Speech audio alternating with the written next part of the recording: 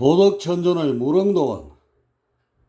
태산로사가 도솔천 천계를 새롭게 정비한 지 수십 년이 흘렀다. 이제 누가 봐도 천상의 수도로서 손색이 없었다. 내원궁 조직도 틀이 완비된 데다가 천관들이 맡은 바의 일에 익숙해지면서 업무에 빈틈이 없게 되었다. 이런 분위기에 힘입어 선계도 어느 정도 안정이 되었고, 특히 외계에서 온 가들이 나름 뿌리를 내리며 다양한 문화를 선보이고 있었다. 인간계 역시 그런대로 질서가 잡혀갔다. 수만 명에 이르는 산신들이 나름 열심히 사자들의 문제를 처리한 노고가 컸다. 물론 개중엔 업무는 뒷전이고 무속신들에게 대접받는 것만 즐기는 산신들도 있었지만, 그래도 전체적으로 평한다면 충분히 합격선에 들만했다. 내원궁에 들어서기 전부터 터줏대감으로 있던 사회 용왕들은 약간의 공식 업무가 더 첨가된 것 외에는 변화가 없었다. 원래부터 맡아 해오던 수기를 관장하는 일 외에 꼬여진 인연줄을 바로잡는 일이 덧붙여졌지만, 산신들에 비하면 업무가 상당히 적은 편이었다. 반초가 이끄는 명부는 도솔천의 공식 염라국으로서 산신들의 협조를 받아 사자들을 처벌하고 교화하는 일에 매진하고 있었다. 반초가 워낙 이 분야의 전문가이다 보니 별다른 문제없이 순조롭게 운영되고 있었다. 이들 모든 부서들은 나반존자에 의해 개설된 회로망을 이용해 업무를 보다 효율적으로 잘 처리해 나가고 있었다. 이렇게 되자 태상로사는 한시름 놓을 수 있었다. 도솔천으로 이주할 때 순탄치 않게 입성한 것이 늘 마음에 걸려 했던 그가 아니던가. 이제 도솔천 3개를 이 정도로 훌륭하게 꾸려나가고 있으니 함부로 자신을 폄하하지는 못할 것이었다. 이렇게 교화가 잘 되고 있는 마당에 어느 누가 강탈이며 독재라고 비난할 수 있겠는가. 태상로사는 이제는 도솔천이 하나로 화합해 상생의 문화를 창조해야 할 때라 여겼다. 그래서 도솔천 최고의 학생들로 하여금 화합을 위한 강령, 즉 정활탕을 작성하도록 했다. 몇 달에 걸쳐 첨삭을 했고 마침내 완성이 되어 내원궁은 물론이고 지계에 있는 상궁이나 용궁에도 족자를 만들어 걸어놓게 했다. 단야미정 일주탕, 동도서교 일성탕, 정통 비통 일도탕, 일이분사 일진탕, 사신 잡기 일령탕, 기살애군 일신탕, 신고심환 일활탕, 풍기갈천 일용탕, 선민후족 일가탕, 상극호쟁 일화탕, 덕의 성원 일각탕, 여의조화 일심탕. 종교마다 섬기는 신은 다를지나 진리의 하나 되신 같은 분이시니, 동양의 도나 서양의 교는 하나의 성인으로부터 비롯된 것이라. 정통이니 이단이니 하는 것들은 하나의 도로 귀결이 되고, 다른 이념과 갈라진 사상은 하나의 진리로 통일이 되리라. 사악한 신이나 잡스런 귀들은 하나의 신령함에 감화되고, 나쁜 기나 살 그리고 험악한 우는 하나의 믿음으로 해소가 되어 몸의 질병이나 마음의 우환은 하나의 생명력 속에 말끔히 가시리라. 풍기갈천의 모든 차별은 하나의 가치 속에 자치를 감추고, 결국 잘 살고 못 사는 나라의 구별 없이 하나의 세계일가로 화합하리라. 이로써 불신하고 다투던 세상이 하나로 어우러져 조화를 이루리니, 이런 세상은 오직 우리들의 깨달음으로만 이룰 수 있음이라.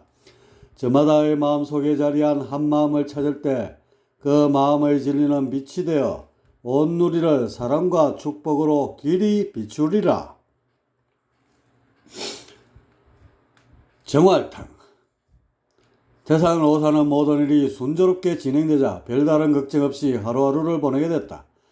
그러던 어느 날 무슨 바람이 들었는지 지구 내부의 공간에 위치한 무릉도원을 공식 방문하게 됐다. 그것의 가주인 도덕천존을 만나기 위해서였다. 도덕천존. 그는 인간계에서는 일명 노자로 알려져 있는 인물이다. 그는 원래 태열천에서 이름을 떨치던 학선 가운데 한 명이다. 온 우주 구석구석을 탐방하며 도학적 자료를 수집하는 것이 그의 유일한 낙이라면 낙이었다. 그가 모은 자료만 해도 너무나 방대해 다 읽으려면 꼬박 몇백 년은 좋게 걸린다고 한다. 그래서 그를 일러 천상의 도서관장이라 별칭하기도 한다. 이렇게 많은 자료를 모으다 보니 박람박식한 것은 물론이고 도학적 이론에도 정통하다. 해박한 지식에 출중한 지혜까지 겸비했기에 도학자를 꿈꾸는 무신들의 우상이기도 한 그였다. 도덕 천존의 비상함은 단지 도학에만 미치는 게 아니었다. 의술에도 뛰어나서 웬만한 천의를 능가할 정도였다. 약재는 모두 자신이 직접 재배하여 구했고 여기서 뽑아낸 특수한 기운들을 조합하여 어디서도 볼 수 없는 신묘한 처방약을 만들어냈다. 그의 문화생으로 있다가 이름께나 날리게 된 천의가 한둘이 아니라는 점은 도덕천존의 의술이 얼마나 출중한지 여실히 보여주는 사례라 하겠다. 그런데 그 모습은 의외였다. 대개 도덕천존하면 백발이 승승한 노인네를 연상하지만 실제 보면 30대의 젊은 선비의 모습을 하고 있다. 환한 낯빛에 수려한 이목구비, 그리고 깊은 호수를 담고 있는 듯한 눈망울을 지니고 있는 것은 가히 학처럼 고고한 선비의 표상이었다. 도덕천존은 태열철 출신이지만 평소 자신이 탐방하는 백성의 문화를 따른다. 그래서 복색 또한 도설천에서 흔히 볼 수 있는 것들이다. 흰색 두루마기를 늘어뜨리고 허리 부위만 끈으로 간단히 조여 착용하고 지렁지렁한 머리칼은 잘 말아서 비녀를 꽂았다. 수염은 가급적 짧고 깔끔하게 처리해서 한눈에 봐도 용모단정한 학자의 풍모이다. 4차원 신기에서는 겉모습으로 나이를 판단해서는 안 된다. 인간계는 외모를 보면 얼추 나이를 짐작할 수 있지만 4차원은 영역에 따라 그 수명이 천차만별이어서 나이를 추산하기가 쉽지 않다. 또한 열린 세계이기에 자신의 모습을 일정한 범위 내에서 바꿀 수도 있다. 주름을 펴고 피부 톤을 투명하게 할 수 있고 머리카락의 색이나 길이, 얼굴의 윤곽 등을 다듬을 수 있다. 하지만 완전히 다른 얼굴로 탈바꿈하기는 쉽지 않다. 신뇌 속에 고유한 설계 코드가 내재되어 있는데 이것까지 변형시키는 것은 아무리 천신이라도 지난한 일이었다. 아무튼 얼굴의 부분적 개조가 가능하기에 나이가 어려 보인다고 얕보다가는 큰 코 다치기 십상이다. 심지어 코 흘리게로 보이는 천동이 백발이 성성한 노인들을 보고 유상구치를 들먹이며 애들 취급을 할 수도 있으니 말이다. 구상유치. 입에서 아직도 전내가 난다. 철이 덜 든 어른을 비난할 때 쓰는 말. 그렇다면 대부분의 천신들이 20, 30대의 청장년의 모습을 선호해 늘 젊은 모습만을 하고 있지 않을까? 물론 대체로 청장년의 모습들이 많이 보이는 편이다. 그렇다고 5, 60대의 모습이 적은 것은 아니다. 인간계는 젊음과 활력이 비례하지만 천계에서는 그 등식이 성립하지 않기에 자신의 성정에 걸맞은 나이대를 선호하기 마련이다. 아무튼 이런저런 이유로 인해 천계에서는 외모만 보고 나이를 지레짐작해서는 낭패를 보기 쉽다. 도덕천존에 얽힌 일화나 가정사는 별로 알려진 바가 없다. 태어난 지 수십억 년이나 된 데다가 거의 대부분의 시간을 언거하며 지냈기 때문이라는데, 물론 아미타불의 일대기를 보면 도성이라는 어린 천동이 등장한다. 그가 훗날 도덕천존이 된다는 내용만 한 구절 나올 뿐 어떻게 성장해서 그런 위치에 오르게 됐는지에 관해서는 생략되어 있다. 당연히 아미타불의 일대기였기에 그 정도로 거쳤을 테지만 그렇더라도 도덕천존에 가는 기록이 그다지 남아있지 않은 것에 의구심이 든다. 추정하기에 아마도 우주사에 기록될 만한 특별한 일화나 삶의 궤적이 없었던 것이 그 이유가 아닌가 싶기도 하다. 이런 그가 세상에 알려지기 시작한 것은 대략 20억 년 전이다. 당시 태열천의 태청에서는 무수한 사상이 난립하였고 틈만 나면 학생들의 토론장이 곳곳에서 펼쳐졌다. 수천 년 동안 지속되면서 아무런 결론도 없었지만 늘 거센 설전이 오고 갔다. 이때 장자대선이란 출중한 사상가가 등장하게 된다. 장자대선. 그의 원래 이름은 연공이다. 도설천에 건너와서 장자라는 이름으로 한 시대를 풍미하고 난 뒤부터 장자대선이란 이름으로 불리게 됐다. 그는 천상의 잘못된 실태를 거침없이 풍자하며 자신의 대자유 사상을 피력해왔는데, 따지고 보면 그의 이런 주의는 먼 옛적 태소천군에서 비롯된 공치의 근간을 두고 있었다. 장자대선은 어떤 구속도 제약도 받지 않는 대자유를 부르짖으며 이것이야말로 창조의 본질이라 외쳤다. 물론 이런 류의 사상은 늘 있어왔다. 하지만 장자대선은 보다 명쾌하고 장엄하게 그리고 감동적으로 포장하여 많은 학생들의 지지를 이끌어냈다.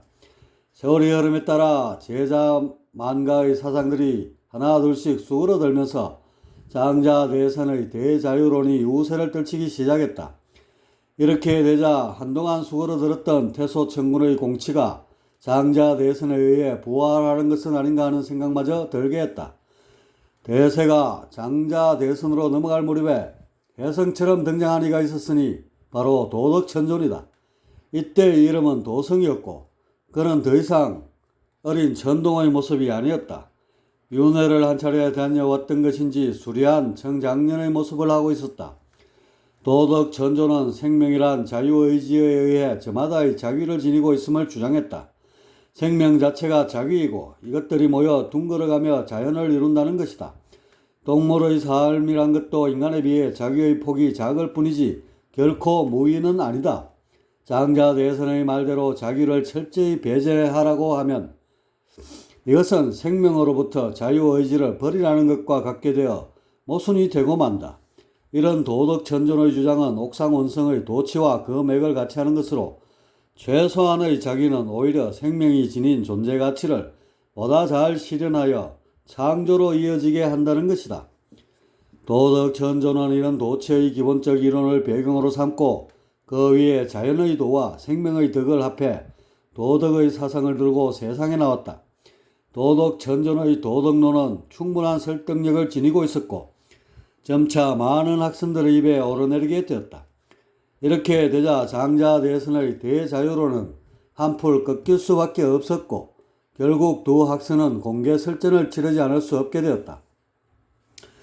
장장 일주일에 걸쳐 진행된 도덕천존과 장자대선의 첨예한 사상전을 이름하여 도공대전이라고 하는데, 이는 도치와 공치가 두 명의 도학자를 통해 대리전을 치르게 됐다 하여 붙여진 것이었다. 잠시 도학의 대가들이 나누는 설전 속으로 들어가보자. 간혹가다 튀어나오는 어려운 용어 때문에 머리가 지끈거릴 수도 있겠지만 그래도 우주 최고의 도학자들이 벌이는 근곤일척의 승부가 아니던가. 태청의 무위대광장 중앙단상에 도덕천존과 장대선이 마주 앉았다. 그리고 단상 아래는 이들의 토론을 지켜보기 위해 수만 명의 학생들이 운집해 있었다. 학생들이 자리한 곳마다 공간이 쪼개져서 독립된 자리로 확보했고 그들은 그곳에 편히 앉거나 누워 마치 TV를 보듯 실시간으로 시청할 수 있었다. 다만 3차원과 달리 화면이 아닌 실제의 모습을 바로 옆에서 지켜볼 수 있다는 점이 이채로웠다. 먼저 장자대선이 허연 수염을 쓸어내리면서 입을 열었다. 한자에 보면 어지러울 광자가 있습니다. 손수 더하기 임금왕으로 왕이 되어 온갖 못된 짓을 다하는 세태를 풍자한 것이지요. 이처럼 지신이 되어 다스림을 하는 것 자체가 온갖 자기의 모순을 안고 있는 것입니다. 허허. 장자대선은 이렇게 첫눈을 띄우고는 도덕천존의 눈치를 슬쩍 살폈다. 그가 무표정한 얼굴로 입술을 굳게 닫고 있자 장자대선은 찬물로 목을 축이고는 말을 이어나갔다. 세상을 보면 빈부귀천에 따른 계층이 생기고 그것에 따라 어울림이 갈라집니다. 속된 말로 끼리끼리 패를 지어 놀게 되는 것이지요.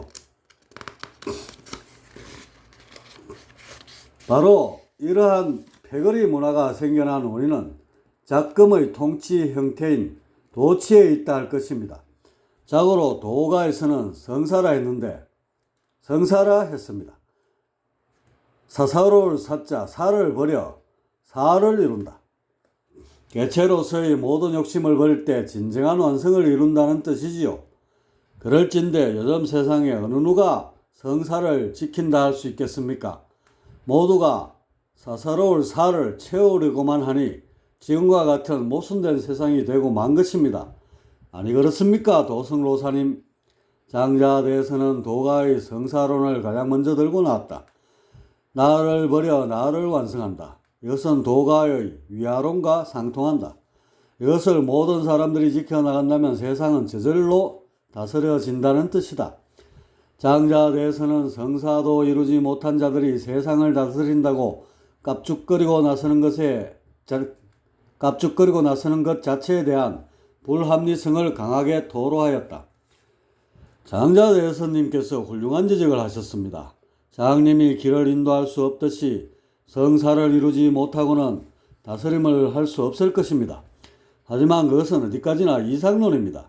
성사를 통한 개인의 최선이 항상 전체의 최선으로 직결되는 것은 아니지요. 도가에서는 망치라는 치세론이 있습니다. 누가 다스리는지 알지도 못하고 관심도 없는 것을 말하는데 이런 구조의 다스림을 일러 도치라 합니다.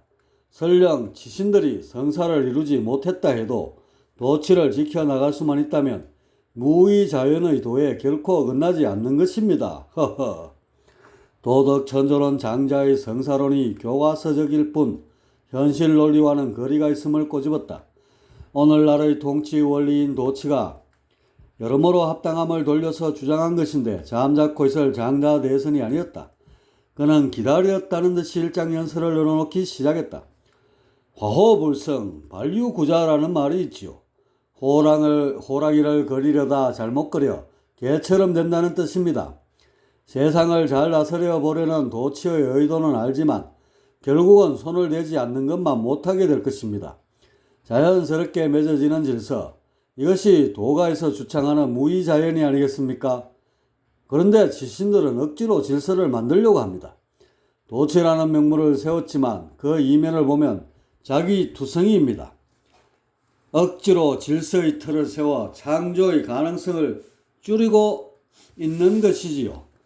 물론 도치에 의해 평화롭게 질서가 잡힌 행성들이 많습니다. 그런데 존재하는 이유가 안정입니까? 평화입니까? 여러분도 익히 아시다시피 그 답은 창조입니다. 창조가 없는 세상은 죽은 세상입니다. 지나친 안정은 창조를 제약하는 법이지요. 이렇게 안정되어 창조의 변수가 줄어드는 것을 꺼린다는 것이 바로 도가의 대위론입니다. 자연 그대로 놔두는 길만이 대위를 없애고 존재의 가치를 최상으로 이끌어 나가게 될 것입니다. 돌이 부른 하자성애라고 가만히 놔둬도 저절로 다스림의 길이 생겨나는 것이지요. 허허. 장자는 대위론을 들고 나와 도치의 한계를 적나라하게 지적했다. 도치에 의해 세상이 안정되면 변화의 폭이 줄고 그만큼 창조의 동력이 떨어진다는 얘기이다. 그렇게 도치를 없애고 있는 그대로 방치하라는 것인데 역시 공치 쪽에 무게중심이 실린 말이었다. 이제 도덕천존이 반론을 제기할 차례이다. 그는 여유로운 미소를 한껏 띠며 천천히 도박도박 자신의 이론을 펴기 시작했다.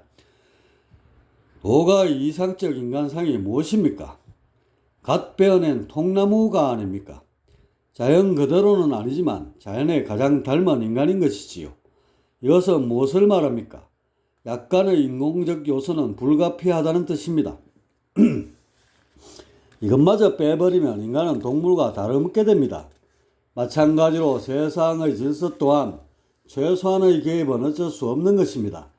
이 개입 자체가 창조이기 때문입니다. 장자대선님, 창조를 운운하시는데 사실 창조란 말 속에는 자기가 포함되어 있습니다. 도가에서 무의를 부르짖는 것은 자기를 최소화할 때 창조의 완성도가 높아지기 때문입니다. 자기를 영으로 만들라는 뜻이 결코 아닙니다. 장자대선께서는 이런 근본적 이치를 자꾸 혼동하고 계신 듯합니다. 그려 도덕천조는 도가의 무의자연 사상 역시 그 내면의 인공적 자기가 최소한으로 포함되어 있음을 역설했다. 상대계의 목표인 창조라는 말뜻 자체에도 이미 자기가 서며 있음을 상기시키며 도치가 도가 사상의 부합함을 거듭 주장하고 나섰다. 아, 그렇습니까? 도성로사님, 그렇다면 한 가지 반문하지요. 자식이 누구에게 길러지고 싶겠습니까? 도덕천전은 살포시 미소 짓는 것으로 대답을 대신하곤 장자 대선의 다음 말에 귀 기울였다. 바로 어머니 아니겠습니까? 누구를 막론하고 제 어미한테 길러지는 것이 바람직할 것입니다. 마찬가지로 삼라만상의 어머니는 누구입니까? 그것은 바로 자연이 아니고 뭐겠습니까? 따라서 세상 만사는 모두 자연에 의해 길러져야 합니다. 이것을 일러 식모라 하지요. 도치라는 것은 어머니의 몸속 일부에 기계를 채워 넣는 것과 같습니다. 어머니는 순수 그대로 어머니여야 합니다. 그 어떤 인공적인 자기가 개입해서는 어머니의 참 모습이 손상되고 맙니다. 어떻습니까? 도성노사님, 노사님께서는 정녕 그런 기계적인 어머니의 품에 길러지고 싶으십니까? 장자대에서는 도가의 식모론을 끄집어내어 다시금 도치의 자위성을 비판했다.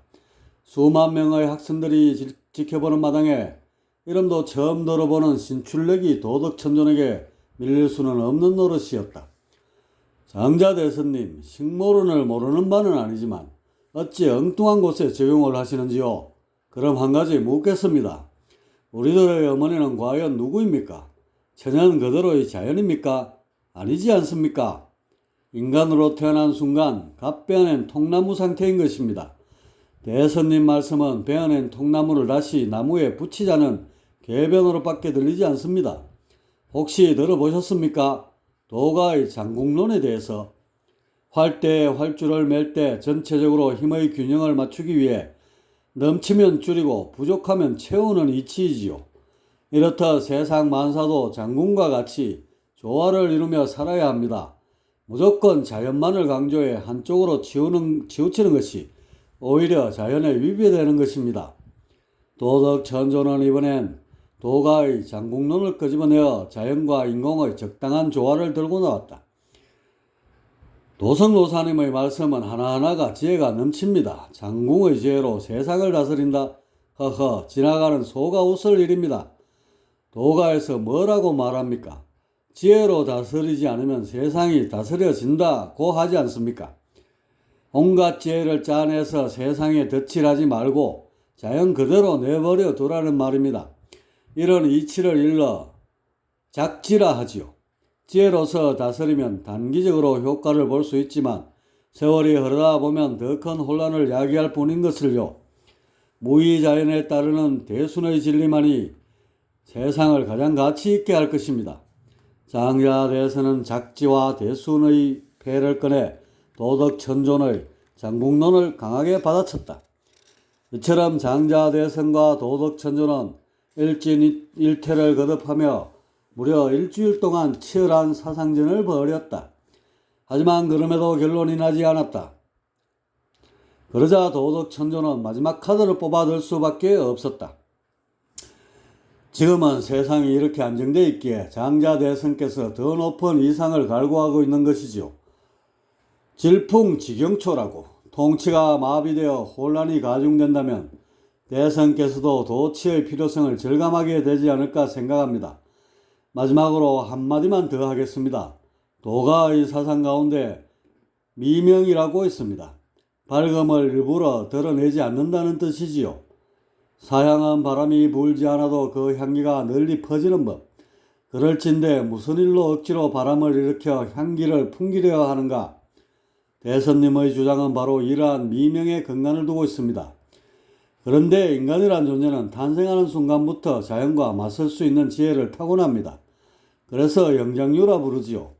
인간으로 태어나신 이상 구조적으로 최소한의 자기는 불가피하게 되어 있습니다. 이것 또한 큰 의미에서는 자연입니다. 군데군데 섞여있는 인공미 또한 자연의 일부가 되는 것이지요. 대선께서 미명을 지키지 않고 오늘 이 자리에 나와 있는 것 자체가 바로 그것을 방증하는 것입니다. 무의자연의 미명을 지켰다면 이런 자리는 결코 마련되지 않았을 것이고 따라서 대선님의 모든 외침은 곧 도치의 일부가 되고 마는 것이지요.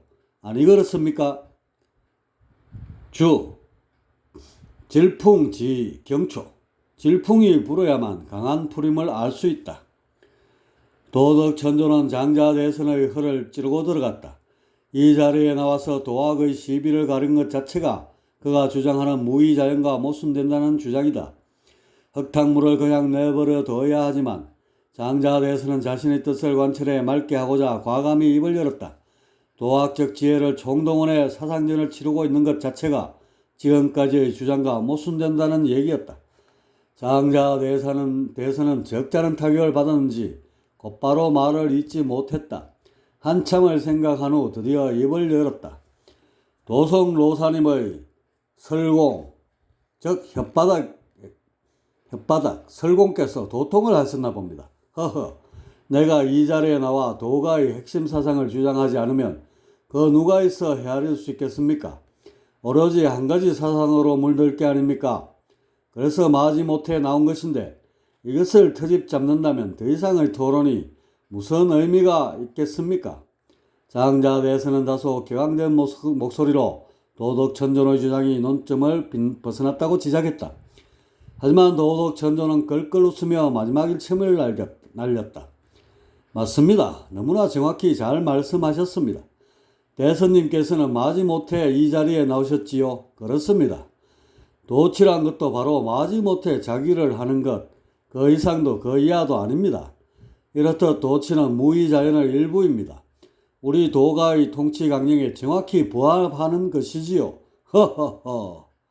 도덕천존은 장자 대선이 어떻게 대답할지 미리 알았는지 곧바로 준비한 말을 던지며 토론의 마침표를 찍어버렸다. 장자 대선원에서 표정관리를 하면서 도덕천존의 궤변으로 인해 더 이상의 토론이 어렵다며 자리를 박차고 일어났다.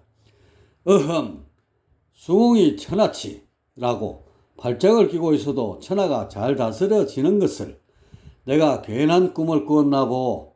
이제 잠에서 깨어나 한 마리 나비로 돌아가야겠소이다. 허허. 장자 대선은 크게 몇 차례 웃고는 도포자락을 휘날리며 단상에서 내려왔다. 그리고는 군중들 사이를 휘적휘적 걸어 시야에서 사라졌다. 과연 어느 쪽 이론이 설득력이 있는지는 이 토론을 지켜본 수많은 학생들에 의해 판가름 날 것이다. 모든 것을 무의자연에 맡기라는 장자 대선의 주장과 인공과 자기 역시 자연의 일부라는 도덕천존의 주장이 첨예하게 대립했고 마지막에 도덕천존이 날린 미명의 반격에 장자 대선이 주춤하며 설전을 끝내게 되었다. 이로써 수세에 몰리기만 했던 도치가 다시금 부상하게 된 것은 분명해 보였다. 도치 역시 무의자연의 일부라는 도덕천존의 주장은 충분한 설득력이 있었고 이날을 기점으로 학생들 사이에서 공치 못지않은 지지를 받게 되었다. 아무튼 온 우주 최고의 도학자 두 명이서 최상의 지혜를 짜내며 벌인 취모구자의 설전은 이렇게 끝나고 말았다. 주 취모구자. 입으로 부르가며 틀을 헤쳐서 그 속에 있는 하자를 찾는 행위. 억지로 미미한 남의 허물을 들춰내서 질타하는 것. 이때 도덕천존의 제자들은 스승과 장자 대선의 해타 성주를 일일이 기록했다가 그 핵심만을 추려 책으로 엮게 되니 그것이 바로 도덕경이다. 주, 해타 성주, 기침과 침이 모두 구슬이 된다. 이런 방구도 귀중한 가르침을 담고 있다는 뜻. 도덕경, 81개의 도가 사상의 정수를 모두 담고 있어야 도덕경이다. 그것이 바로 도덕경이다. 이 서적이 나와 우주 전역으로 퍼지게 되면서 도성은 도덕천존이라는 별칭이 붙게 되고 역사의 무대에 우뚝 서게 된다. 도덕천존 태상로군 입양선학 재선지존 원감선지 여의대강. 도덕경은 행성마다 문구나 표현이 다르지만 그 핵심 사상에 있어서는 변함이 없었다. 이것은 총 81개의 주제로 구성되어 있는데 늘 그렇듯 이것을 흉내낸 위서들도 숱하게 따라 나오게 된다. 특히 제목을 바꾼 것들이 대표적인데 그 어떤 미사 여구를 동원한들 원본에서 이탈해서는 위서라는 비판을 면할 길이 없게 된다.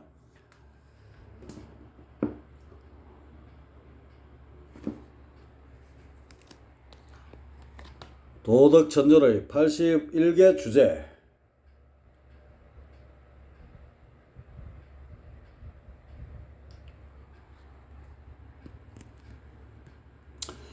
이상은 도덕천전이 남긴 도덕경의 81가지 주제이다. 이 가운데 도가의 공통된 법방이 들어있으니 그것은 바로 현동이다. 수많은 선도계통의 천신들이 부처가 되려 하지 않는 이유가 바로 현동에 있다. 현, 금을 현이란 양극단을 관통해 하나로 잇는다는 뜻이다. 여기서의 양극단이란 절대와 상대를 말한다. 한편으로 보면 위대한 성인이요, 다른 한편으로 보면 평범한 속인이다. 그래서 오묘하고 신비롭다. 같을 동이란 글자 그대로 같아지는 것이다. 그런데 같아지되 붕어빵처럼 획일화되지는 않는다. 저마다의 개성을 지닌 채로 어울려 화합하는 것, 그것이 동이다. 따라서 현동이란 절대적으로 기울어져 인멸하는 것이 아니라 절대에 최대한 가깝게 된 상대로 머무르는 것, 이런 절대와 상대 두 가지 모순의 공존, 이것이 바로 도가의 이상상 현동의 진리이다. 아무튼 도덕천전은 먼 옛적 장자대성과 도학을 겨룸으로써 세상에 알려지게 됐고 그 이후 쭉 걸출한 도학자로서 명성을 이어오게 됐다. 이런 그의 일관된 학구열 때문인지 도덕천전만큼 정보의 발견이는 드물다. 얼마나 정보에 해박했으면 천상의 도서관장이라고까지 부르겠는가. 그는 진작부터 도설천이 발견되었다는 소식을 들었고 그 누구보다도 일찍 탐방을 오게 됐다. 몇 차례의 조사를 끝낸 도덕천전은 도설천이 학술적으로 중요한 곳이라 여긴 것인지 아니면 새로운 행성에 관한 그의 의례적 행위인지는 모르지만 당분간 이곳에 눌러 살기로 작정했다. 그리고 30여 년 뒤 그는 태열천에서 몇 명의 식솔들을 거느리고는 도설천으로 건너오게 됐다. 도덕천전은 처음에는 도설천 천상에 머물면서 학술적으로 이곳저곳을 조사하며 나날을 보냈다. 하지만 세월이 흐르면서 여러 행성에서 이주하는 신들이 부쩍 늘어나자 좀 더 한적한 곳이 필요해졌다. 그래서 며칠에 걸친 탐사 끝에 그는 다시 지구의 내부에 겹쳐져 있는 색다른 공간을 발견하게 되었다. 그곳에 위치한 4차원 공간에 그만의 틀을 가꾸고는 정착하게 됐는데 얼마나 경관이 아름다운지 훗날 무릉도원이라 불리게 된다. 더할 나위 없는 수려한 경관과 유여자적하기에 그만인 한적함은 가히 성경의 표상이라 할 만했다. 어느 날 이런 외딴 동천에 천신 몇 명이 찾아들었다. 그들은 다름 아닌 도설천 내원궁을 다스리고 있는 태상로사 몇 명의 천관들이었다. 도덕천조는 미리 전가를 받았는지 몸소 무릉도원 입구까지 나와 그들을 반갑게 맞이했다.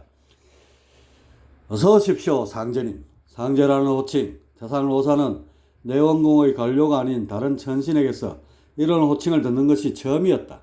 나반존자만 해도 상제라는 호칭을 단 한 번도 입에 담은 일이 없지 않은가. 태상로사는 내심 너무나도 기뻐 입꼬리가 귀에 가서 걸릴 정도였다. 태열천의 고명한 학선이며 온 우주에서 둘째 가라면서 어려워할 도학자로부터 상제라는 호칭을 받다니 이제 자신도 도설천의 어엿한 상제로서 인정받기 시작했다는 생각이 들자 기쁨을 가눌 수가 없었다. 좀 더 일찍 방문했어야 하는데 이렇게 늦어져 참으로 송구하게 되었습니다. 상대가 이리 추워주는데 자신이라고 겸양을 보이지 않을 수 없었다. 별 말씀을요. 누추하지만 안으로 들어오시지요. 도덕천전원 태상로사 일행을 거쳐로 안내했다. 오솔길을 따라 언덕을 두어 차례 오르내리자 자목들로 우거진 들판에 몇 채의 집들이 나왔다. 고명한 도학자가 사는 것이라기엔 너무나도 허술했다. 마치 화신민들이 사는 집을 그대로 옮겨다 놓은 듯 했다. 하지만 필경 겉보기와 달리 저 속은 아방궁 뺨치게 꾸며놓았을 것이다. 태상로사는 도덕천전의 뒤를 따라가면서 집 내부로 연신 시선을 더듬었다. 하지만 창문 너머로 보이는 방들은 외부에서 보이는 면적과 비슷한 수준이었다. 그렇다면 내부 공간마저 외형 그대로 놔두었다는 것인데 실로 이런 집은 여태껏 본 적이 없는 태상로사였다. 폐쇄된 3차원이라면 그런 데로 어울리겠지만 모든 정보가 열려 기운의 수수가 자유로운 4차원 공간에서 대한절 이 무슨 청성이란 말인가.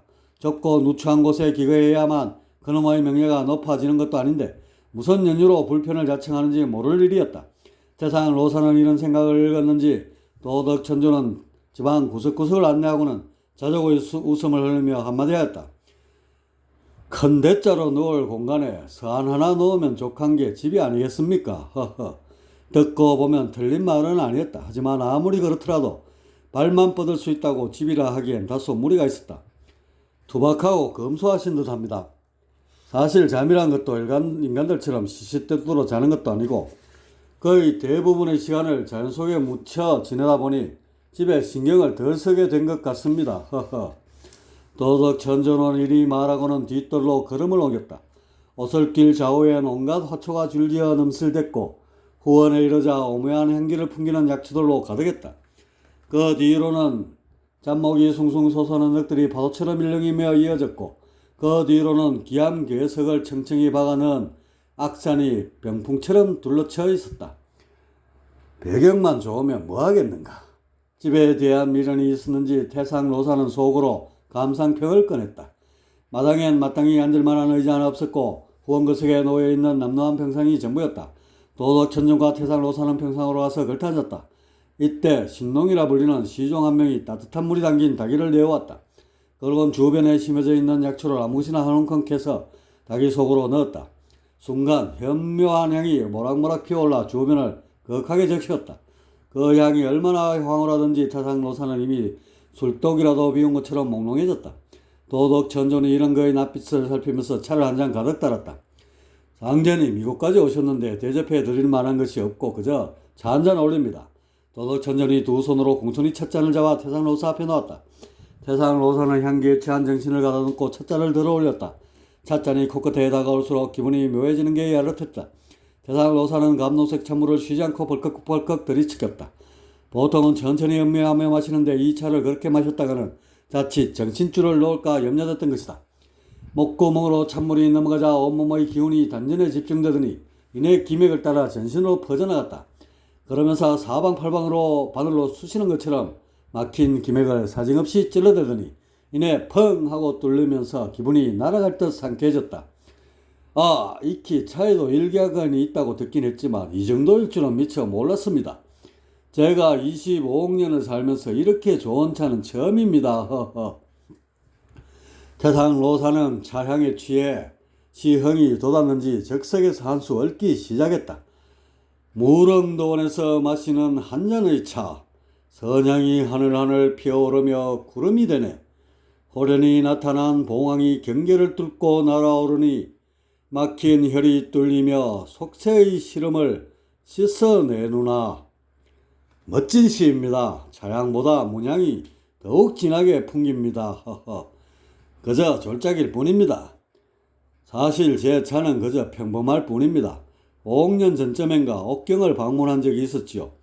그때 영광스럽게도 구천 현모님을 뵙고 차 한 잔을 대접받았는데 그 맛을 아직까지도 잊을 수가 없습니다. 지금 이 차가 땅이라면 그 차는 그야말로 하늘입니다. 허허. 도덕천존은 당시에 차를 마시던 때를 떠올리며 감에 잠기는 듯했다. 태상로사는 도대체 어떤 차이기에 도덕천존이 이리도 극찬을 아끼지 않는지 도무지 헤아릴 수 없었다. 태상로사는 잠시 찻잔에 흠뻑 취하고는 평소 궁금하게 생각하던 도학 이론에 대한 의문을 꺼냈다. 아, 제가 일전에 도덕천존님이 쓰신 도덕경을 접한 일이 있었습니다. 그 중에 한 가지 잘 이해가 되지 않는 점이 있어서 그런데 가르침을 청해도 되겠는지요? 물론입니다. 도가에 보면 가장 이상적인 인간상을 갓 베어낸 통나무에 비유를 합니다. 그런데 무의자연을 강조한다면 오히려 베어지지 않은 자연 그대로의 나무가 적합한 것이 아니겠습니까?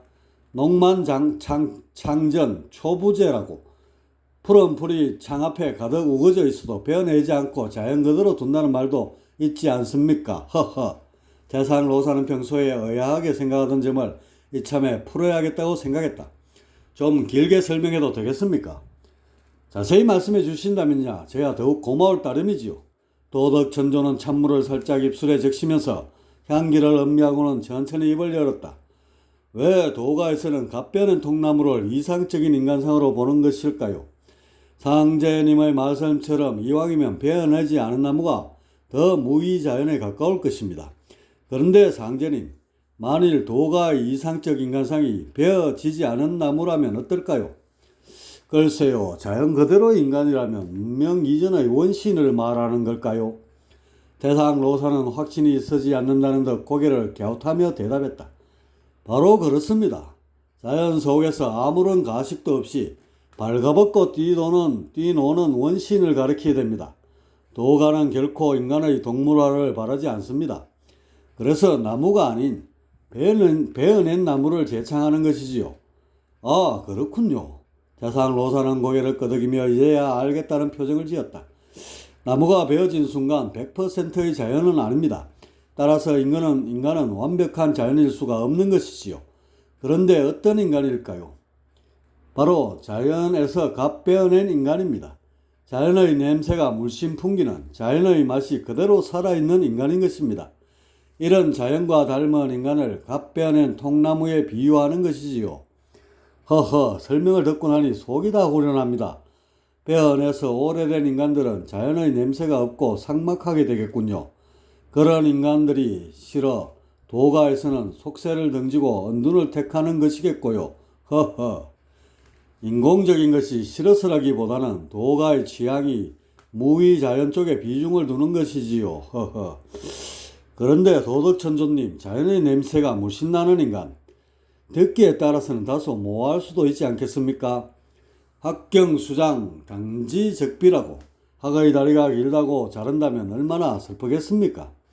대상 로사는 학의 다리를 언급하며 자연 그대로 놓는 것이 어떻겠나냐는 뜻을 내비쳤다. 이 구절은 장다 대선이 대자유를 펼칠 때 가끔씩 꺼내드는 문구였다.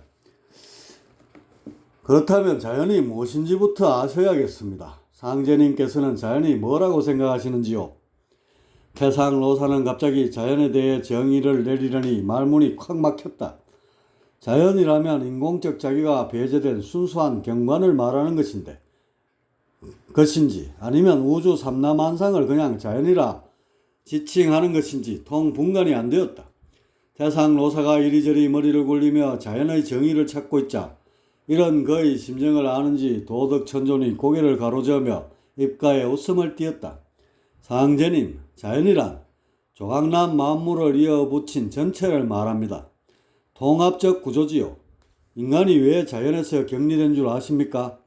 그것은 스스로 조작 행세를 하기 때문입니다. 그것은 스스로 조각 행세를 하기 때문입니다. 자신을 조각으로 생각하고 다른 조각에 비해 돋보이려고 무던히 애쓰면서 평생을 보내지요. 이런 조각난 인간들을 불도에서는 중생이라 하고 여타 종교에서는 피조물이라 하는 것입니다. 아, 그렇다면 조각이 아닌 전체로 생각하고 행동하면 자연에 가깝다고 할 수 있겠네요. 그렇습니다. 그런 인간을 갓 베어낸 통나무라고 하는 것입니다. 자신을 조각이 아닌 전체로 볼 줄 알고 그렇기에 모든 것을 관계로서 보고 삶의 그림을 그려나가는 인간, 바로 도가에서 꿈꾸는 이상적 인간상이지요.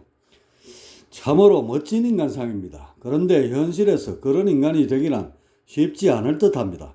모두가 자기 잘난 맛에 사는데 그것을 버린다는 것이 얼마나 어렵겠습니까?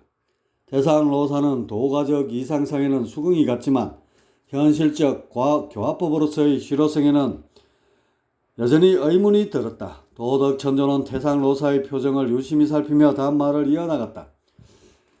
파리에게는 똥맛이 제일이듯 저마다 추구하는 맛이 다른 법이지요.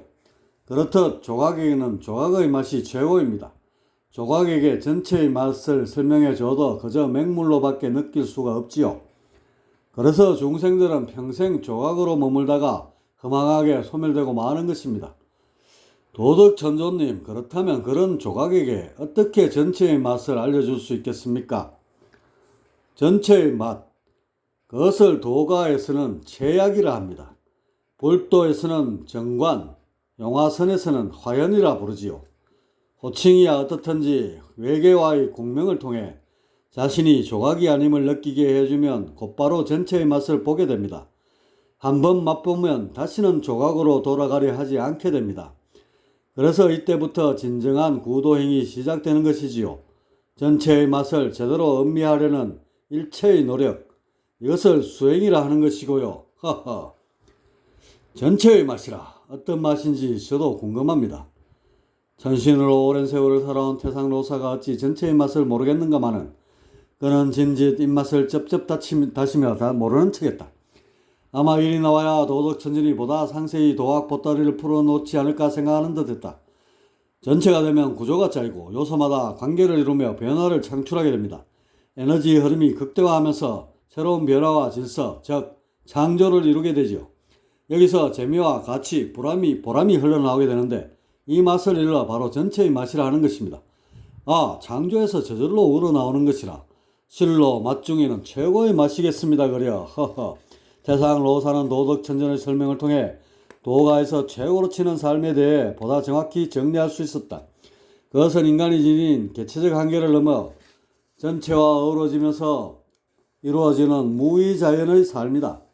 외계와의 공명을 통해 전체로 성화하고 여기서 자연스레 발생하는 창조의 맛을 느끼며 살아가는 인간 부분이면서도 전체이면서도 부분이 되는 선과 속을 함께 지닌 갓 베어낸 통나무와 같은 인간을 첫째로 꼽고 있는 것이다.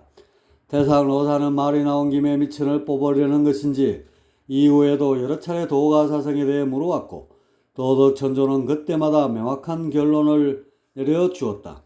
평소 열문이 풀린 태상로사는 이곳을 방문한 목적을 상기하고는 조심스레 속내를 꺼내 물었다. 도덕천조님, 아시다시피 이곳 도설천의 교화 문제가 심각합니다. 샤머니즘은 여전히 번성해 있고 종교 역시 그 속에서 잘도 발화하는데 불도나 선도의 사건 전혀 보이지를 않는 겁니다. 이것저것 다양하게 피어나야 문명이 발전하는 법인데 한쪽으로 편중되어 심히 염려스럽습니다. 원래 초창기 문명의 모습이야 어느 행성이든지 비슷한 법이지요. 다만 제가 보기에는 불도를 심는 것이 여간해선 쉽지 않을 듯합니다. 선도는 그 자체로 자연을 끼고 있기에 어떤 환경이 되었든지 발화할 것입니다. 하지만 불도는 상대계 전체를 부정하고 절대의 피안을 염두에 두는 연고로 어떤 강렬한 조건이 주어지지 않고는 싹트기 어려울 것입니다. 도덕천조는 두 눈을 지그시 감으며 마치 먼 미래를 내다보는 듯한 표정을 지었다. 저 역시 같은 생각입니다. 선도야 천조님 같은 고명하신 도학자께서 왕님에 있으니 무슨 걱정을 하겠습니까마는 문제는 역시 불도입니다. 삼라만상을 깨달은 부처와 거리지 못한 중생으로 가르는 극단적인 사상이어서 웬만한 법성들로서는 역부족일 것입니다. 부처님이 왕님 하셔야 하는데 어느 부처님이 이런 후미진 곳까지 오시겠으며 또한 오신다 해도 불도를 심을 토양이 없으면 만사가 허사인 것이지요. 태상로사는 도설천의 미래를 내다보며 그간 자신이 짊어졌던 고심을 남김없이 털어놨다. 도덕천존의 지혜를 빌고자 이렇게 발걸음을 한 것이 아니던가. 바로 보셨습니다. 불도는 양극을 달리는 진리여서 부처님의 개입이 없이는 발화가 어렵습니다. 어느 시점이 되면 필히 부처님이 이곳 도설천에 출세하셔야 할 것입니다. 다만 문제는 불씨가 옮겨 붙을 수 있는 토양이지요. 그 일은 상제님의 몫이 될 것입니다. 허허. 전조님, 사실 그 문제 때문에 이리 찾아뵙게 된 것입니다. 불도가 발화할 수 있는 토양을 어떻게 하면 만들 수 있겠습니까? 인간들의 의식 수준을 보면 샤머니즘과 종교의 범주를 벗어나기 어렵습니다. 현실에 대한 집착이 저리도 공고할진데 어떻게 불도의 피안을 그들에게 내려줄 수 있는지 이건 마치 기름에다가 물을 섞으려는 것과 다름없지 않겠습니까? 불도의 깨달음을 추구하면서도 종교적인 요소를 물씬 지니고 있는 문화, 바로 그런 것을 심으면 되겠지요. 허허. 반종반도라. 하지만